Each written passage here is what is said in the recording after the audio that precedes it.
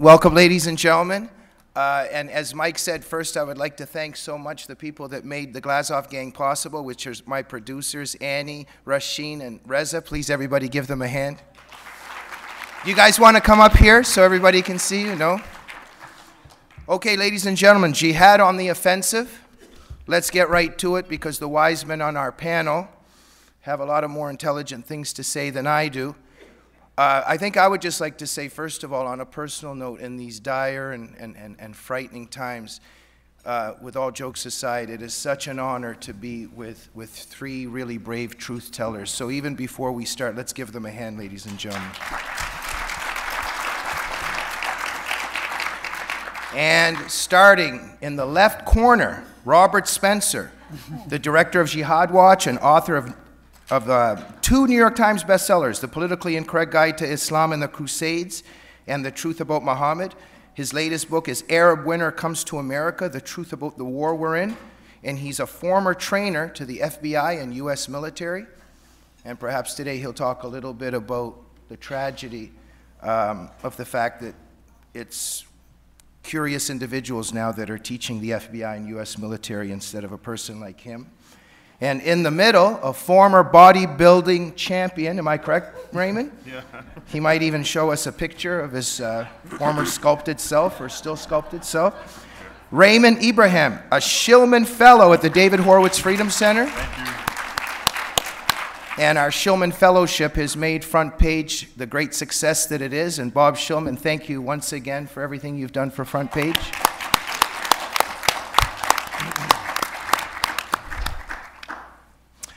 He is Judith Friedman Rosen Writing Fellow at the Middle East Forum, and Raymond is also a CBN News contributor. And he is the author of Crucified Again, Exposing Islam's New War on Christians, and the Al-Qaeda Reader. And he's also fluent in Arabic and can translate, and this is a great strength and contribution to us, because as we know, we're often accused of not knowing the real Arabic when it comes to the Quran. And last but not least, the man, the myth, and the legend, Bruce Thornton. He is also a Freedom Center Shillman Fellow and a research fellow at the Hoover Institution and a professor of classics and humanities at the California State University.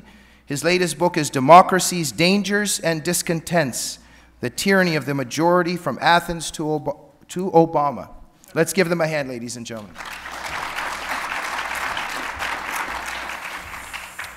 So, gentlemen, our panel this morning, not this evening, is Jihad on the Offensive. I'd like to start with Raymond Ibrahim. You gave me a nudge last night saying there's something really on your mind lately. Let's begin with that, because I think that's an excellent way to begin. The accusation, I think, to the best of my memory, about truth tellers about Islam being conflated with haters of Muslims. Right. Let us begin with that and the slander that that represents, and perhaps how we need to fight that. Sure. Thanks, Jamie. The point that I'd like to bring forward is there's a number of apologetics, if you want to use that word, that are offered whenever the topic of Islam comes up, radical Islam, violence, et cetera, et cetera. And I think it's always important to try to show the flaws of these, because some of them are immensely popular. One of them, for example, is the whole, well, if the Quran has violence, well, so does the Bible, the Jewish scriptures, Old Testament, Revelation has an apocalyptic scenario, violence, et cetera, et cetera. And I've addressed that a lot of times, and I think many of you may be familiar with the proper response to that. But what I'd like to discuss now is it seems almost every time you talk about radical Islam, jihadism, et cetera, whether you want to put the word radical in there or not is irrelevant. I do it because, you know, you just get used to it. But Islam, Islamic violence, and all this sort of thing, the immediate response that you'll often get, and many of you, I'm sure, if you have this debate with people, is, well, you know what, the majority of the Muslims around the world are not doing this. And, you know, the Muslim I know down here doesn't do this. And so it becomes this idea that because Muslims, perhaps the majority, are not engaged in jihad, therefore that is not the correct understanding. So I actually have an analogy that I could offer, which is basically Nazism, or Nazi Germany and so forth. Nazism, I think today, of course, we can all look back and say it was a very bad ideology, and it's something that everyone would have to condemn, of course. unless you are a Nazi still. But your average person, of course, we have no problem going up publicly and saying it's a terrible, ideology and so forth.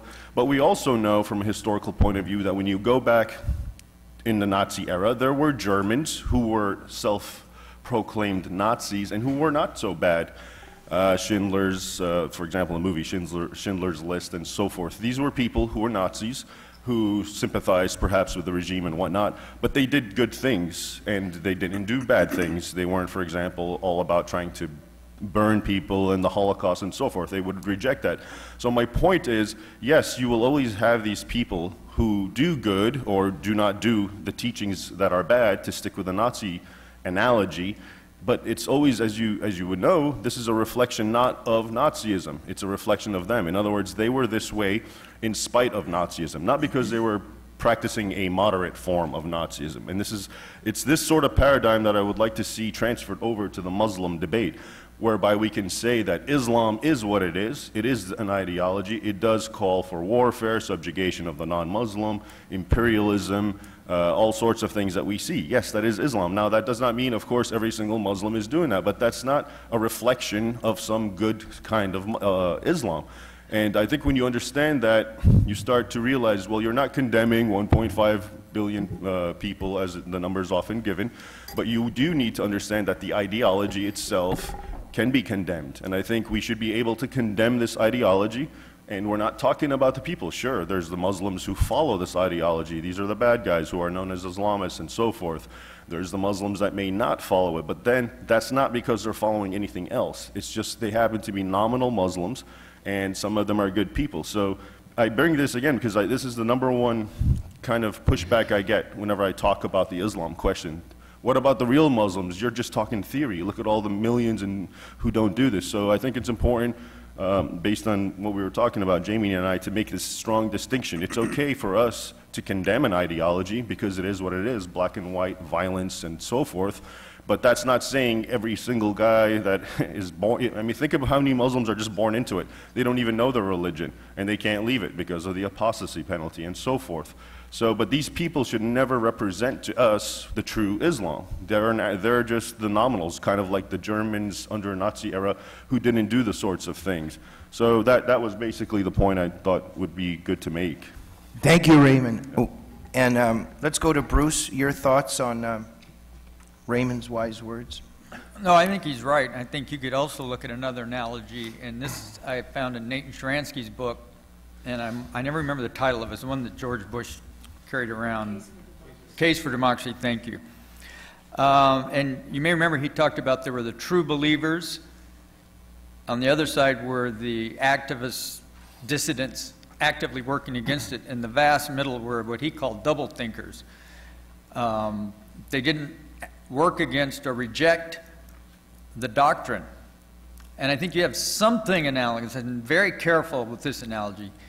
But as Raymond said, you have millions, hundreds of millions perhaps, of Muslims who will never put on a suicide vest, who will not make the journey to northern Iraq to actually fight, will not become a member of a cell. But they believe in the same doctrines that those who will do those things believe in. And that's the point. Secondly, they don't actively resist those who are committing terror because they know those people have the better case. And what we fantasize, not we, you know, they, about moderate Muslims is they know that an Al-Qaeda, Zawahiri, all these guys, they can cite chapter, verse, Quran, Hadith, 14 centuries of commentary on these, and they know they have an argument, and a moderate Muslim does not have an argument against that, because an argument against that is an argument against the religion totally. And they're not going to do that. Second point, very quickly, when you look at it from that perspective, you realize then that most of the trouble comes from the hardcore. Now, our problem is we don't know how large that is out of 1.5 billion Muslims. It doesn't have to be huge, does it? Because 10% of that is 150 Muslims. So you know, whether it's a majority or minority, if we trust Pew polls, which consistently show high levels of support for things like Sharia law, et cetera, it might be bigger than that.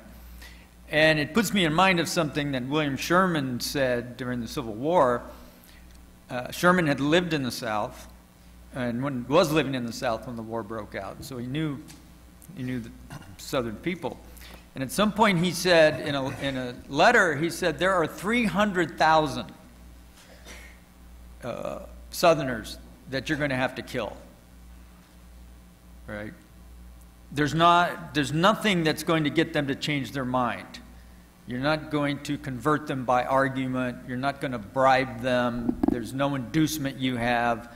He said they're good riders, good fighters, they're brave men. They have to die. When they die, then the others who may agree with them in their principles will give up. And I think we have something of the same today, only I think the proportion would be much higher in terms of the Muslim world.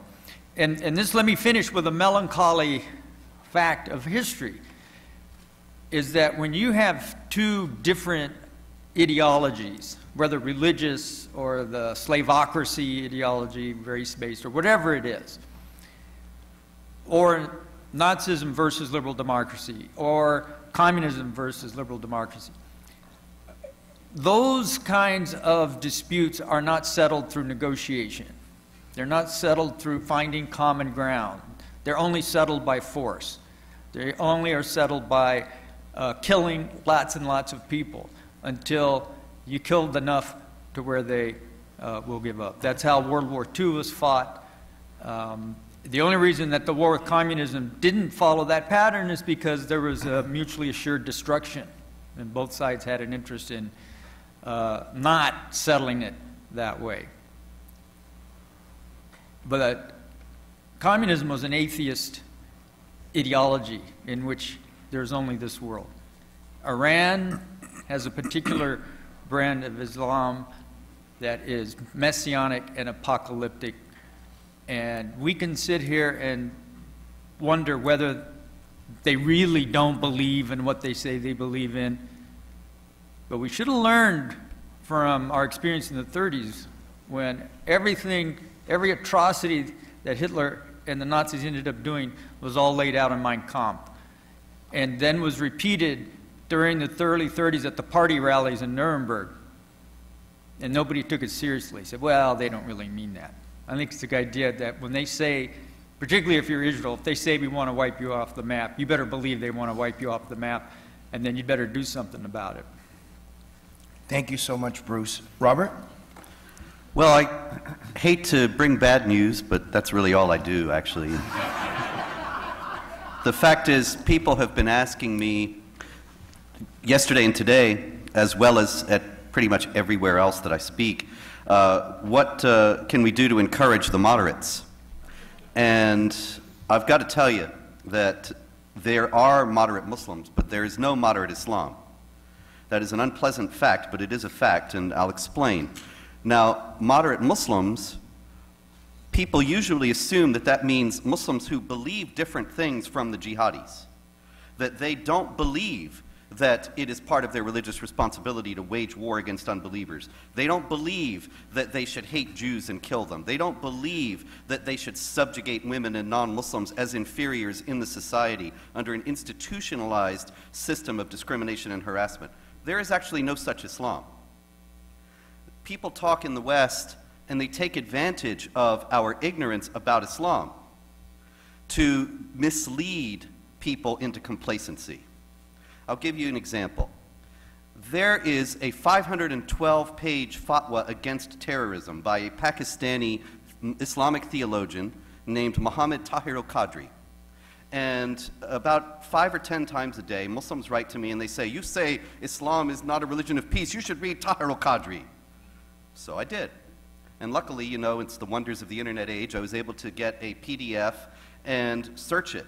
And so what I did was I searched it for the Quran passages that exhort Muslims to commit violence and wage war against unbelievers. Because if he's really going to be presenting an alternative form of Islam, then it would be just commonsensical, would it not, for him to take up those passages and explain why Muslims should not take them as marching orders today.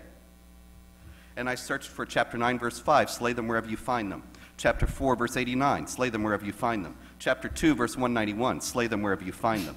Chapter 9, verse 29, fight against the Jews and the Christians until they're subjugated and pay the tax. Chapter 47, verse 4, when you meet the unbelievers, strike at their necks, behead them. And others of that kind. 512 pages, he never mentioned any of those verses. Now, do you understand the implications of that? This is supposed to be a piece saying that terrorism is wrong and Muslims should not engage in it, and he never addressed any of the justifications that the jihad terrorists use to show that what they're doing is Islamically correct. That's not a reform kind of Islam. That's not a moderate Islam. That's a big, extensive, elaborate effort to deceive unbelievers and make us ignorant and complacent about the jihad threat. You cannot reform something. You cannot fix a problem without acknowledging that there's a problem, you see. And there is no moderate Islam. There is no version of Islam that does not teach warfare against unbelievers and their subjugation. It's just like this. This does not mean, as Raymond and Bruce were saying, that all Muslims are doing this or all Muslims are even on board with this. But it's just like in the Catholic Church. The Catholic Church teaches, as part of its official teaching from the Pope and so on, contraception is wrong, contraception is immoral, don't contracept. Survey after survey shows that 70, 80, 90% of Catholics use contraception. Now, we would be absolutely wrong, incorrect, to say that, oh, that means that the church doesn't really teach that contraception is wrong. It really does. It's just that most Catholics don't pay attention. Islam really teaches warfare against unbelievers. A lot of Muslims don't pay attention. That's just great. The problem is they have no theological leg to stand on in Islam, and therefore when they're challenged by the jihadis, and even when their children are recruited by the jihadis, they don't have any answer. The thing is, people have a lot of influences in their lives. Many of you have a religion, but you also have other perspectives, other priorities, other beliefs, and all of these things are complicated in everybody's heart and soul and mind. So that you have a spectrum of belief, knowledge, and fervor. Some people are very knowledgeable and very devout, whatever their religion may be, and some people bear the name of the religion, but they couldn't care less, or they don't know, or they're just more interested in something else. That's what moderate Muslims really are. They are people who just want to live their lives. If you talk about Muslims who are aware that the Quran and the example of Muhammad and Islamic law all teach warfare and conquest and subjugation of unbelievers, and who reject that, and who say that must not be done, you're talking about maybe 5 or 10 people. I mean worldwide, out of 1.6 billion. Zuhdi Jasser and his friends. If you want to talk about actual Muslim reformers, it is exactly that way. But if you want to talk about Muslims who just aren't going to take up arms against us at any time, well, that's millions upon millions of people. The problem is, when the chips are down, where will they side? They will side with the Muslims who are waging war. That is where their allegiance is. They probably won't do anything.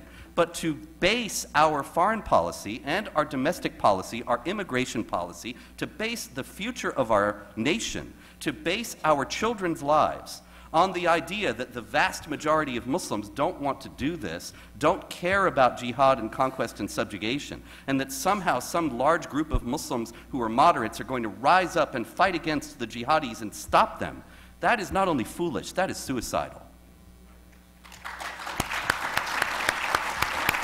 Thank you so much. Gentlemen, I have several questions, so please now in the next few rounds, a little bit briefer answers, but just as wise, please. But I have a feeling that before my new questions, the wise men want to follow up a little bit. So let's start with Raymond. Briefly, sure. please. The moderate, to go back to the moderate radical dichotomy that we believe exists, one thing that I've also noticed, because I follow very much the Arab media and the Arabic world and see what's going on there, it's those, I've often found that the moderate Muslims, to use that word, who are actually having an influence, whose lives are in danger, are the ones that you probably never hear of. These are the ones who are actually in the Middle East, in Egypt, in Al-Azhar, and so forth. I'm not trying to exonerate Al-Azhar because it's full of its own problems, but I've seen and I've heard some of these sheikhs and they talk, and my point is, this is really where the debate is. It's there. And these moderates who you don't know about are the ones who are sort of in the thick of it. Now, the reason I bring that up is because the flip side of that is the moderates in America, I think, are not only ineffective in the bigger debate of the Islamic world, they actually have the potential to basically lower the West's guard, because what they are, the moderates in America, are completely discounted in the Islamic world. They never even heard of them, the people who are living in the Middle East. And if they do hear of them, they just see them as, okay, these are just, sort of American-washed, if you will, or Western-washed Muslims doing whatever they have to do to make a buck. And in the end, it even helps the Islamic world's image, the moderates, the so-called moderates in America who do this. And then who listen? I mean, the audience of the moderate Muslims in America, it's not Muslims, it's us. And that's the danger, because then so many people in America, they listen to these moderates, it sounds good, the moderates offer sort of a Western paradigm that is very palatable to Western sensibilities, and it sounds great, and then we start believing, okay, there's hope, it's going to change, et cetera, et cetera. Meanwhile, these guys have zero influence on the real debate over there. And so I think there's a little bit of danger in the so-called moderate Muslims. And I'm not doubting their sincerity or whatever the case may be. I just know for a fact these guys count for almost nothing there. And that's where it's at. This is where the world of Islam is. This is where, the debate is going on. It's not here, and yet they're here talking to us when they should be over there talking to them, and then too many of us start listening to them. And I think that's just something to be cognizant of and aware. Thank you, Raymond. Bruce? A couple of points. One, something Robert said is, remember that when a Muslim condemns, a radical Muslim condemns terrorism, in his mind is not what's the same thing in our mind. And the real experts at this over the years has been the PLO, that we have retooled as the PA, the Palestinian Authority after Oslo. It's the PLO, and it's Fatah. It's the terrorist organization. So they say, oh, yeah, so of course we condemn terrorism. They mean Israeli police shooting rubber bullets at rock-throwing urchins, right? What Muslims do is not terrorism in their mind. It's an Orwellian use of language so that they can say, of course we condemn terrorism. Terrorism is wrong. But in their mind, it's not terrorism. And many in the West have gone along with that. And they say, oh, no, that's national resistance. And look at the history of Protocol I to the Geneva Convention, which Ronald Reagan was smart enough not to sign. But I think Obama has de facto ratified that, with the Palestinians in mind, said the rule about having to wear uniforms to be subject to Geneva Conventions doesn't count for people who are in fights of national resistance, resistant movements. We're going to exclude them. And you look at the history of that was the Soviet Union behind that, with an eye on the PLO, so that they would get the Geneva Convention rights that by law they don't deserve. And again, Ray, I think, is completely right. But let me really quickly, I remember being at a discussion like this a few years ago, and there was somebody from the Netherlands, and I feel bad, I don't remember his name, and I don't think you can help me on this one. If you do, I'm going to be amazed. But somebody came up, a kind of semi-apologist, and he was making the argument that, Ray was talking about Muslims make. And I remember his first name was Bart, and Bart said, he said, that's kind of interesting. All I want is for them to behave. In other words, I don't care what their little, theological debates are about this verse and that verse. Our only concern should be what advances the security and interest of this country and its allies. And we should not try to get into these debates about the nature of Islam. It's simply just behave. And then you guys sort it out. It's your business. And if you can't sort it out, then there will be consequences. Thank you. I really want to get to some questions, but Robert, go ahead, some final thoughts on this round. Well, Bruce mentioned condemnations, and so, a lot of people might have been thinking when I was saying there's no moderate Islam that, well, all these Muslim groups that have been condemning the Islamic State left and right and saying it's not Islamic, and all these Muslim leaders all over the place. So this needs to be addressed. In the first place, the Muslim groups in the United States are universally, all the major ones, Muslim Brotherhood groups. The Muslim Brotherhood sees the Islamic State as a competitor. The Muslim Brotherhood was founded in order to restore the caliphate. They had their best chance with the Morsi regime in Egypt. They blew it. But then this other group, this upstart al-Qaeda group, starts a caliphate and stole their thunder. So, of course, they condemn the Islamic State because they're competitors with it, not because they are in principle against what the Islamic State is doing. And, of course, a lot of this is just plainly deceptive. The most ironic and stupid thing about, well, there's so many competitors, I shouldn't say the most ironic and stupid thing about U.S. policy, but a very stupid thing about U.S. policy is the constant refrain that people say, we can't call these people Islamic because that will just dignify them and that will get them more supporters in the Islamic world. Well, the news is Muslims don't care what non-Muslims think about Islam. In the Quran, non-Muslims are called the most vile of created beings and likened to cattle. And the Muslims are called the best of people in the world. Do you think that the best of people in the world are going to listen to Barack Obama? And some say that I'm a Muslim and I'm thinking, maybe I should go to Iraq and join the Islamic State. Oh, but then John Kerry said they weren't Islamic. I guess I better not. Yeah. It's wildly absurd. Thank you. Gentlemen, I just, and now I'm sorry to repeat this, but let's now try to make this a little bit more of a 1 or 2 minute chat for each person because I want to get to some stuff. I'm very interested in denial in general.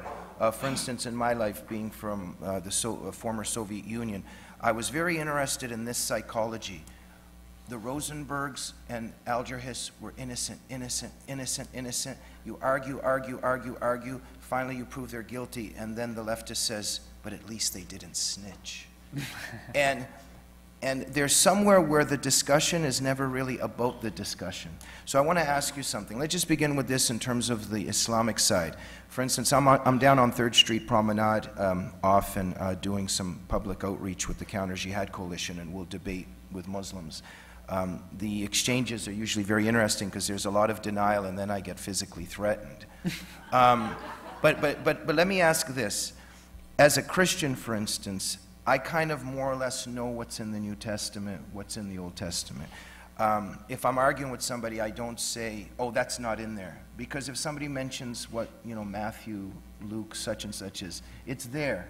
Can you just briefly touch on this construct of you don't know Arabic, then when you show them the Arabic translation, you're taking it out of context. But they also seem, a lot of the Muslims that, I have exchanges with, they don't know what's in the Hadith and the Quran, or they pretend they don't know. What is this all about? Because in the end, for instance, I've had such long arguments, and in the end, I usually get something like, how much are they paying you? or you don't need to read Quran. It always ends up to be about something else. What's going on? Let's start with Raymond. Sure, Jamie. That's a good question. A lot of people, for example, are not familiar with when it comes to Islam, you're supposed to recite the Quran in the Arabic, and the majority of Muslims in the world are not Arabic speakers. So a big chunk of these people are just parroting and reciting words that they have no idea what it means. The concept and what you discussed too about the hadith and these other sacred scriptures are also, they're accessible now via internet as opposed to earlier times. But again, a lot of people don't know. But the one fact that you know is that the more a person or a Muslim becomes learned in Islamic lore and teaching, the more they read it in the Arabic and they understand what's going on, the more they become pious, they become Islamic supremacists, terrorists, jihadis, all the bad things that we're talking about. And this is an undeniable fact. I was reading a recent study that said, and this is common sense, but of course nowadays we always need a study to help us understand common sense. But the study basically said that something like 99.9% of all Muslims who join Islamic jihadi groups became very pious in the years before. Surprise. But that's the whole point. I mean, this is, and why is that? Because if you look at the text, if you read it, all of this stuff is there. And, you know, a good point to remember, and it's ironic, we always talk about, for example, you know, of the defamation laws, and I'll be very brief. The defamation where, you know, OIC and the Islamic organizations want to ban insulting religions and so forth. And it's amazing to me because what they're talking about is a guy in the West who draws a cartoon, writes a book, etc., and that, you know, well, it leads to chaos, mayhem, death, murder, slaughter, etc. But if you look at the core texts of Islam, they defame every other religion in unequivocal terms more than any of the cartoons that you see. Christianity is condemned by name, the Trinity is condemned, Judaism is condemned by name, and then the pagans, which of course is the umbrella group for Hindus, Buddhists, and so forth. And it's ironic, so here you have the core text of a whole religion that constantly defames and incites violence, and yet we're worried about cartoons that are by individuals who represent only themselves, and here you have the core text. And so you'd be surprised to learn, and I think this is a good move, that in places, for example, like in Russia, they're actually banning some of the core key texts of Islam, such as Sahih Bukhari, which is seen as the second most important book in Islamic, right after of the Quran. And their logic is simple. It incites violence. It incites supremacism. I think that's a legitimate concern. I think if we ban books because of those reasons, because they do incite terrorism and so forth, you should start right there with the Quran and all of Islam's core text. Bruce? Yeah, I don't know, you know, the scenario you're describing of the individuals. I would guess that, I think as Ray said, that a lot of these people really don't know. Because when they do know, and they know the truth of what Islam teaches, then as he says, they start taking it seriously. Now, we can use an analogy, you know, up in the valley at the university I teach at Fresno, we have more kids who are practicing Christians, okay? But if you start to quiz them on the theology of Christianity, which is 2,000 years of extremely sophisticated, complex thinking about the doctrines of Christianity, they don't have a clue. They don't have a clue. And I imagine the same must be true for many Muslims. But here's the difference. What they do know about Christianity is, you know, the Good Samaritan, Jesus died for your sins, do unto others as you would have them do unto you. So you can get by on that, and it's a very positive message, basically, of love. That's not the case in Islam. And the key, I think, that Raymond puts his finger on is supremacy. They are supremacists. They are the best of nations created for the benefit of all mankind. It is their destiny to rule the world because what they believe would make a better world for everybody. And if they don't know anything, they will have inherited that sense of innate superiority. And that, I think, is the problem. You're not going to argue them out of that. You're going to have to knock it out of them. The way the slavocracy of cavaliers and slave owners, plantation, or the minority of all the Southerners at the time, had to have that humiliation of Sherman's march through Georgia to sort of get their minds right. Thank you, Bruce. Robert? The extent of the ignorance among Muslims of the actual teachings of the Quran and Muhammad cannot be overstated. It really is quite extensive because, as Raymond noted, you have to pray in Arabic, and most Muslims today are not Arabs. And anyway, it's 7th century classical Arabic, which is not quite modern standard Arabic either. So it's very remote from something that you actually just read and understand. I was talking to a Pakistani Muslim a few years ago, and he said, I'm very proud of my religion, and I've memorized almost all of the Quran. And one day I intend to get one of those translations and find out what it means. Okay, so... One other thing, though, it has to also be noted very quickly that what Jamie's talking about also involves deception. The Quran says, don't take unbelievers as your friends and protectors in preference to believers, unless you're doing it to guard yourselves against them. And the great Quran commentator Ibn Kathir from the Middle Ages, whose work is still widely read today and widely cited among Muslims, commentary on the Quran. On that verse, he says, he quotes one of Muhammad's early companions saying, this means we smile in the faces of some people and behind their backs we curse them. And it's permitted to deceive unbelievers for the benefit of Islam. That's what he's encountering to a tremendous degree when Muslims just flatly deny to your face that what is on the page is there. Thank you. Please, this under 60 seconds, please, but I just want to narrow in on 3 things that I constantly encounter and just want your insight on the psychology of it. What is the psychology here? Because I get this 30 times an evening on 3rd Street. We have a poster and it has ISIS beheading a person, and there's some quotes from the Quran that justify it. And the Muslim says to me, this is not Islam. There's 4 or 5 exchanges, and he starts walking away and goes, if this is still here when I get back, shh. Right?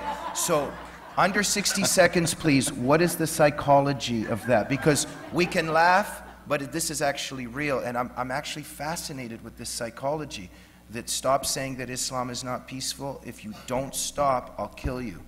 What is the psychology? Under 60 seconds, please. Okay. Bruce? Oh no, Raymond, go ahead. Okay, sure. I mean, to address it in under 60 seconds, what I have to explain real quick about Islam is it's a paradigm that was built on might makes right historically. This is what it was all about. Islam's appeal is it beat people on the battlefield, it plundered them, it enslaved them, and that was something that until today in Arab schools they teach as I call them, the openings, which is really the bloody conquest of the early Islamic conquests, and they're portrayed as a wonderful thing.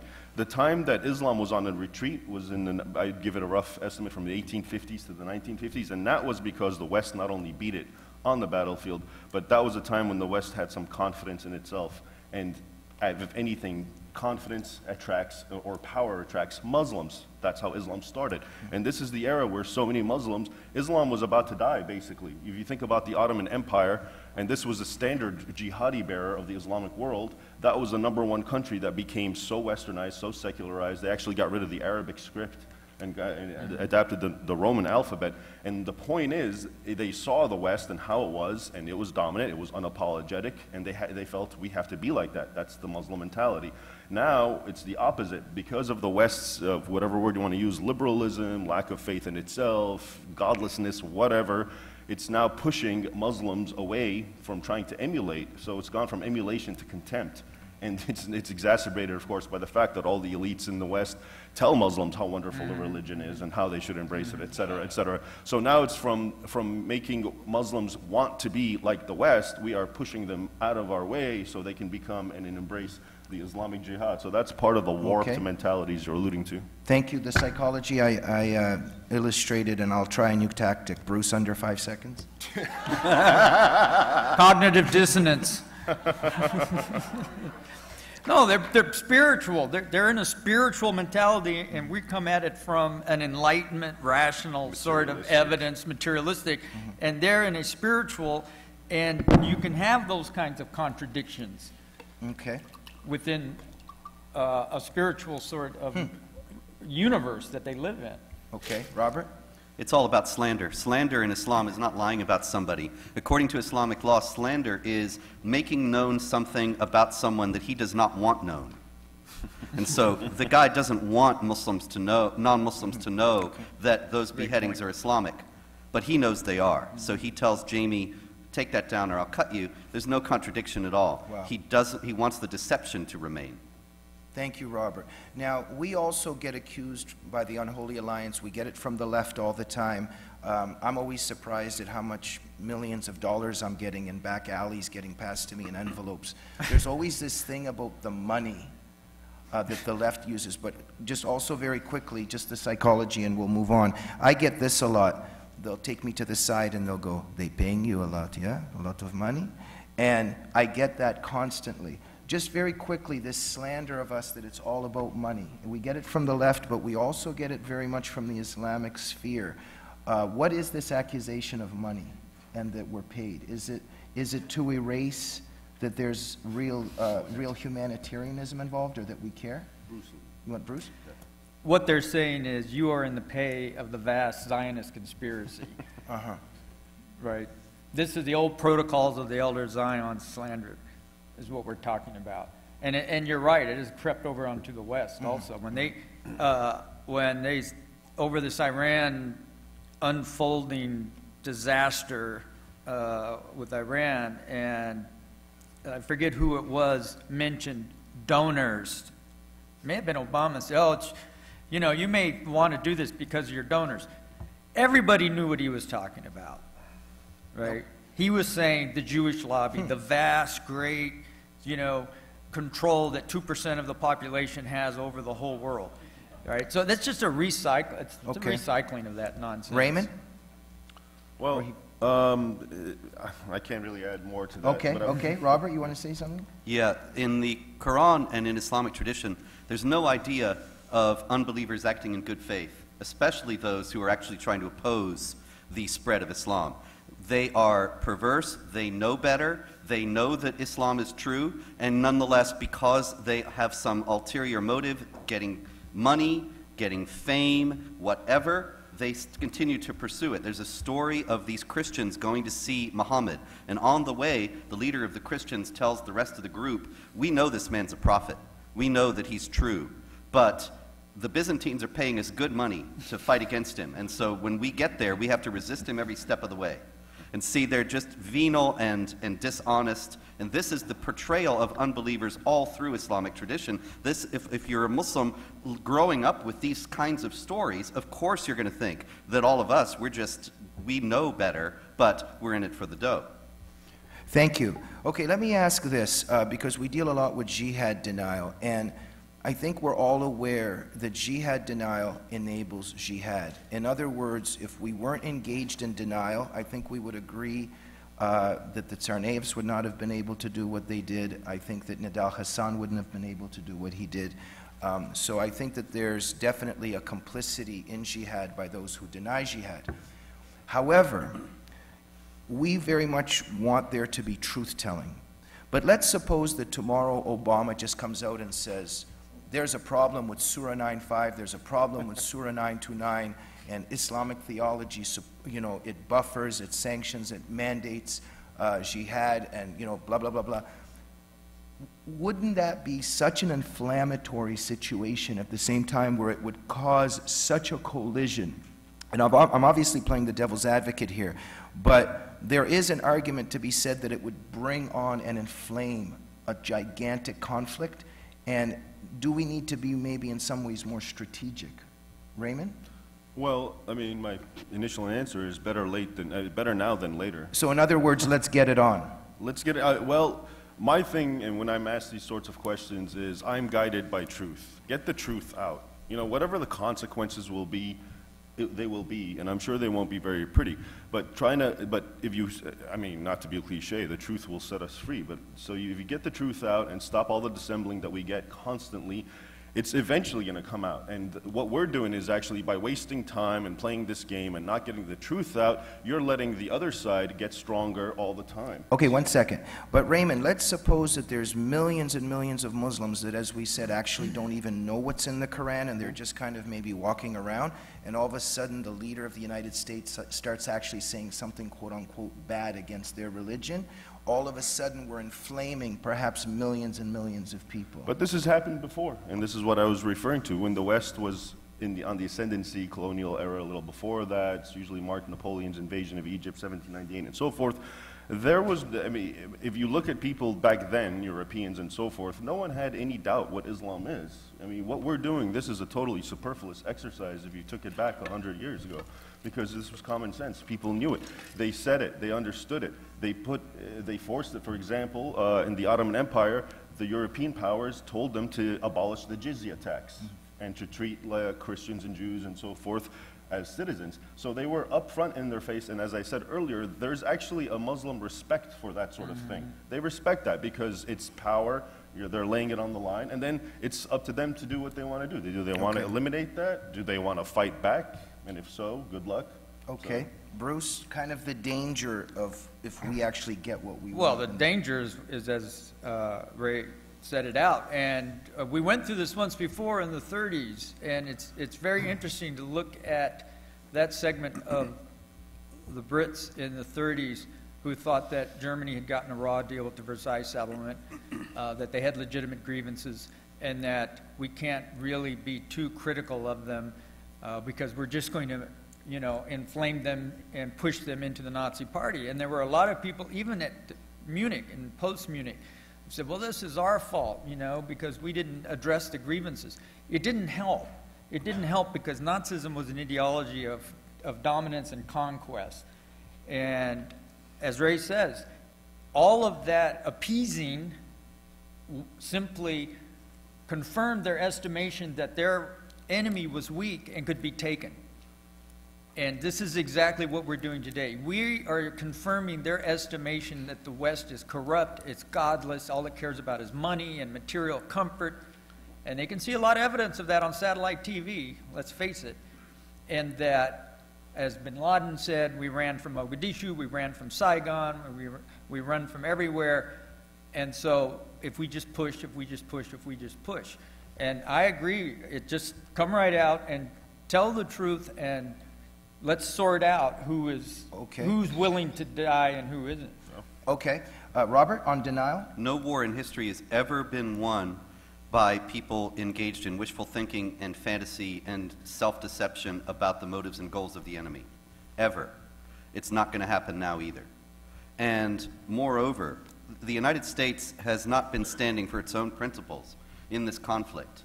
Imagine how different things would have been if we had gone into Afghanistan and Iraq after 9/11 and said, we are standing for and going to protect the freedom of speech, the freedom of conscience against the death penalty for apostasy, the equality of rights of women before the law, the equality of rights of non-Muslims with Muslims. And all Muslims who support that, we will protect you and we will help you. There would have been millions of Muslims, I would wager, who would have joined up and supported us on that basis, because there are millions of Muslims who see that in the West and want it, but they are trapped because they have no support and no help and no acknowledgement from the West that they have a good and legitimate cause. There are hundreds of thousands of secret converts from Islam to Christianity or just atheists who are living underground in the Islamic world. If we had come in and said, we're going to protect the rights of apostates from Islam, we could have had hundreds of thousands of people supporting us. But we've never stood up for our own principles in this conflict. If we had been honest from the beginning, I think things would have been very different. Okay, so let's talk now about the danger and also perhaps the motives behind the denial from the top. So let's crystallize it with this. We have an Al-Qaeda terrorist that goes into a Jewish deli in France. He's in a Jewish deli because it's Jewish. He kills the people in there because they're Jewish. He even makes a phone call to a local station and says that he's there because it's Jewish and he hates Jews. And then there's a president of the United States that says that some guy was just shooting randomly into a crowd. Why is Obama presenting it in this way? Is it because he cares for us and wants to avoid this collision?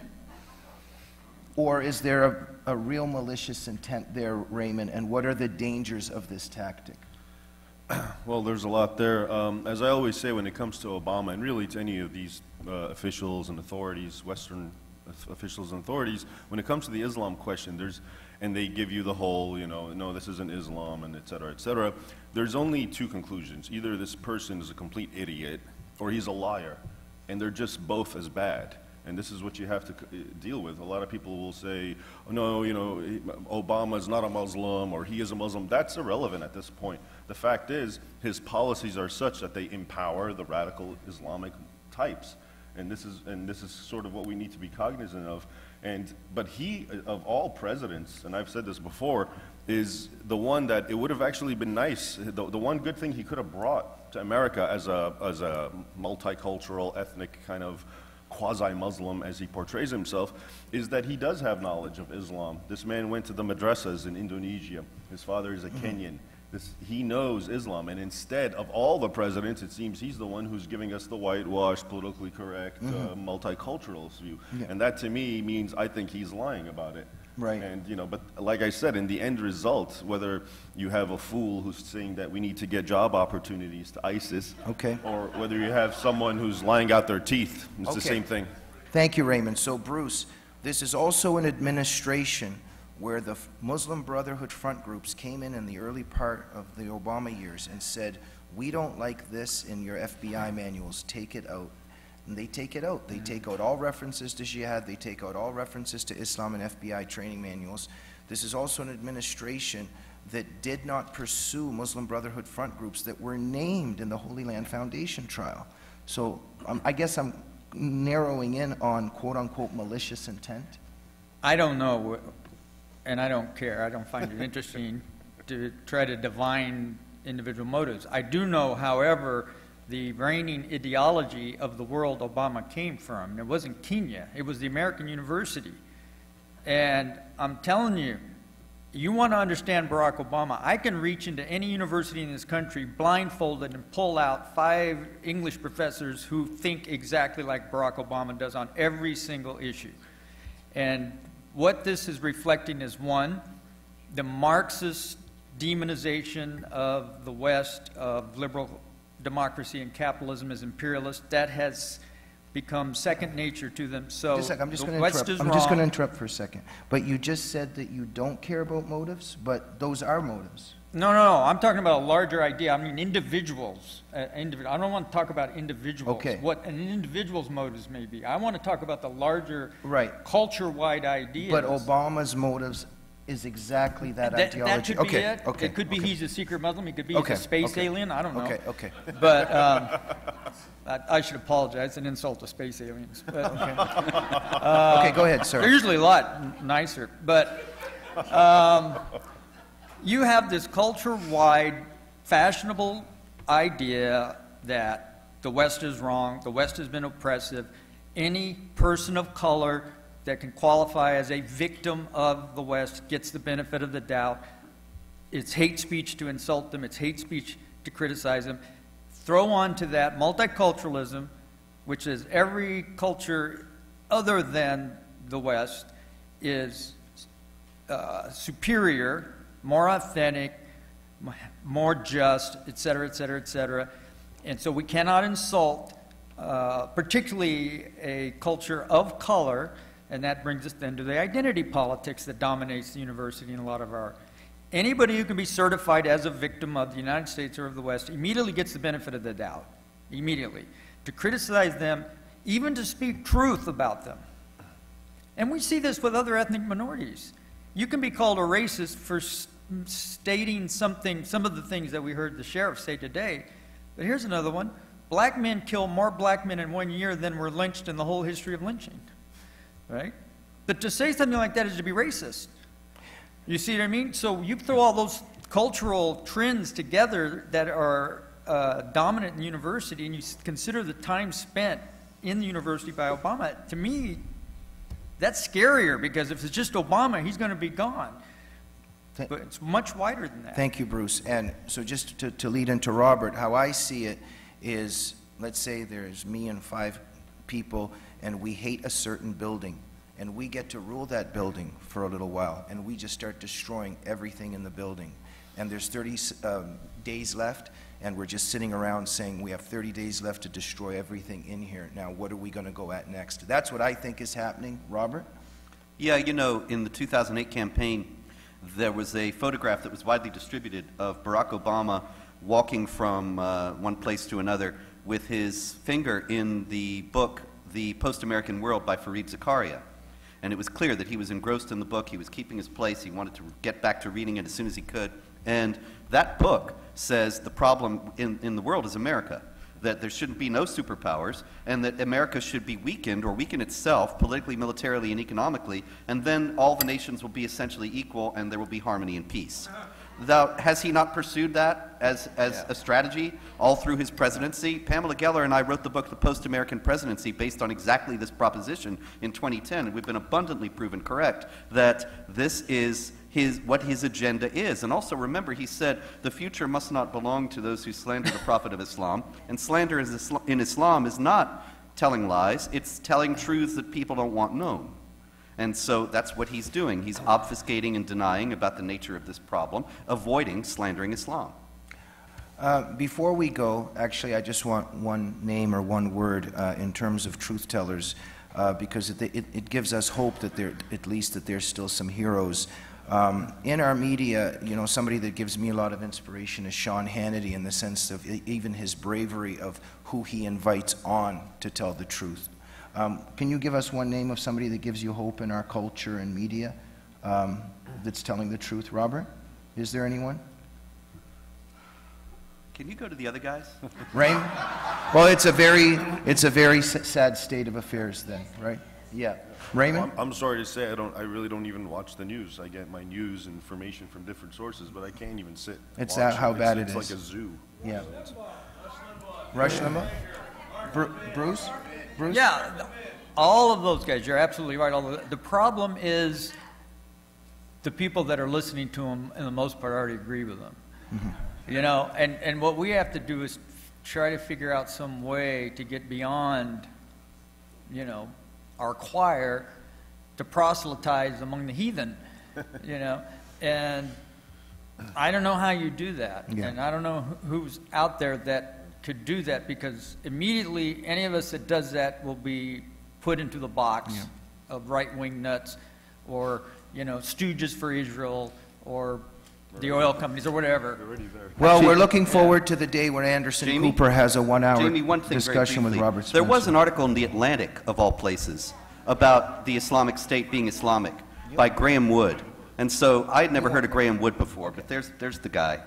It was honest and in the mainstream. Astonishing. I fainted.